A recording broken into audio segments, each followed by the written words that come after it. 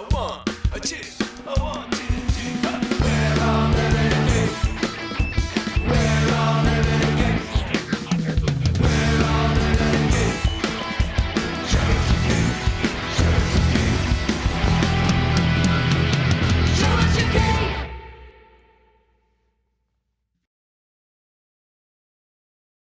Hey, this is Paul Stewart, and welcome to Show Us Your Cave. Today's guest is a real treat, Tim Palmer. If you don't know his name, I'm sure you've heard his work. His catalog is imprinted on anybody that's been breathing for the past 40 years.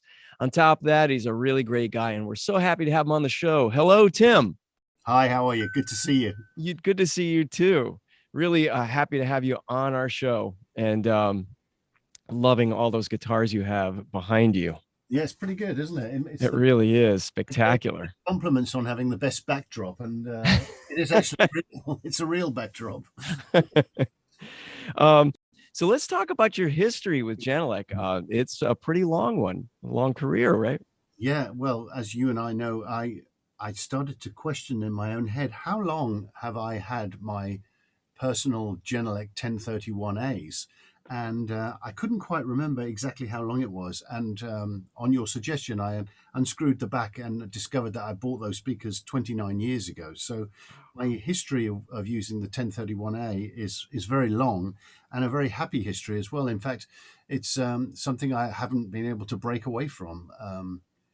I've always loved these monitors. To me, they still retain a sense of they don't sound too digital. The high end is not too harsh. They're very musical speakers, but at the same time, there's plenty of low end. And since building my own room, I added a subwoofer. So these speakers have stayed with me the whole course. And it's only recently that I added to the Genelec. I have the 8341As as well, which are my smaller speakers. Yes. And I love them because I really feel a connection between the two now. It's like the family of Genelecs in my room. I've been working with an artist that I've worked with for many years called Ville Valo, who was in a band called Him, who are also obviously from Finland, which is where the speakers come from. And Ville first told me about the 8341s, and he suggested this idea that maybe it'd be a really good thing as we're working. You know, one guy's in Helsinki and you're in Austin. Maybe if we had exactly the same sort of studio setup, when we're talking about mixed notes and changes to songs, if we had the same setup, it'd be great. So together we both have these complementary rooms now, and it's been really great actually, because we hear it, at least we can listen to the same speakers and the same mix in the same way and then compare notes. And yeah, it's been fabulous. That's nice. And you mentioned like them being like having it's part of the same family, and there's some real truth to that. You know, the technologies that flowed from the 1031 even up to the 8341, a very similar idea about having a waveguide, having that technology that's part of the box, part of the cabinet, also that it's an active speaker, that it's yes, you know, and the I think it's the GLM software. You know, being able to sort of align the room and have different settings. So, because obviously there's a certain amount of personal taste that comes into play with any speaker, right? Monitoring system. And I was able to sort of try it in a few spots until I found how I felt comfortable with the way that they were sounding in relation to the 1031As, and I found the sweet spot, and it's been great. And you know, one of the things about having your own room, one of the greatest things is that during the early part of my career, from the 80s through the 2000s, you were constantly changing the room that you were expected to work in. And we got to work in some amazing studios, there's no doubt, but they were different every time. And being able to know a room and know the acoustics of the room and the speakers was always difficult. The first thing that I did to try and help me with that was to purchase my own monitors, which were the 1031A. And I had a road case built, and I used to have them shipped over from England, and you know, for mixing in LA. And of course that's something that's very much in the past. There's no budgets to do that sort of thing anymore. But the speaker was the first thing that was a constant to me. But now, having my own studio, now I have the same acoustics of the room and the same speaker, so mixing has become infinitely easier and less guesswork, because I know exactly where I stand. So yeah, let's talk about your room a little bit. You know, what motivated you to building your studio there in Austin? Well, it sort of was in two stages, really. The first thing I did was I moved my operations to a space that I'd rented and brought my equipment into it. So it wasn't actually my room at that point. But the reason I did that was I was finding that there was a huge conflict of interests with the idea of the new model of the industry being based around a sort of fund. So the record companies would come to you and say, look, we have an artist that we want to do some mixing on and some production on, and we have a fund of this amount of money. Can you make that fund work? Which is fine at one level. I'd call the studios that I know and loved, ask them if they could do me the best deal they can, which sort of meant becoming a bit of a secondhand car salesman, which I didn't enjoy that part, but it was part of the job then. So got the best rates I could.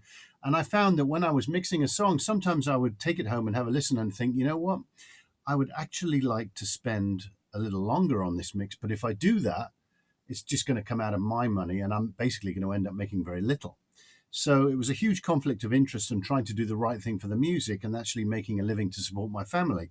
So the obvious answer to it would be to have a space where, if it was mine, I could spend as long as I wanted on the work and keep the money.